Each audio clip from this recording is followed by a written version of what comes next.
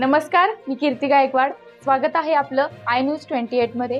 चला तर मग जाणून घेऊयात महाराष्ट्रातल्या ताज्या घडामोडी। कोदेगाव जिल्हा परिषद शाळेत स्नेहसंमेलन उत्साहात साजरा। नागपूर जिल्ह्यातील सावनेर तालुक्यातील कोदेगाव येथील जिल्हा प्राथमिक शाळेत स्नेहसंमेलनचा कार्यक्रम पार पडला। यावेळी प्रभारी सरपंच प्रफुल्ल ठाकरे व ग्रा. सदस्य संदीप चोरे यांनी दीपप्रज्वलन केले, तर कार्यक्रमाच्या अध्यक्षस्थानी माजी सरपंच किशोर गणवीर होते। कार्यक्रमात विद्यार्थ्यांनी एकल व समूह नृत्यगीत गायन भटनाट्य आदीचे सादरीकरण केले।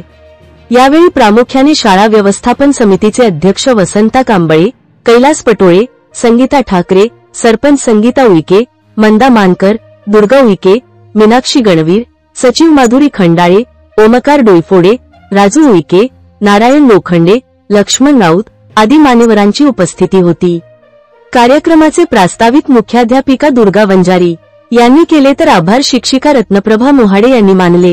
याप्रसंगी चित्रलेखा बेलकर, मनीषा चोरी, ज्योत्स्ना डोईफोडे, प्रेमिला ठाकरे, जोगेश्वरी चोरे, चिंतामण राऊत, मनोज बावणे, प्रीतम ठाकरे व गावातील नागरिक मोठ्या संख्येने उपस्थित होते।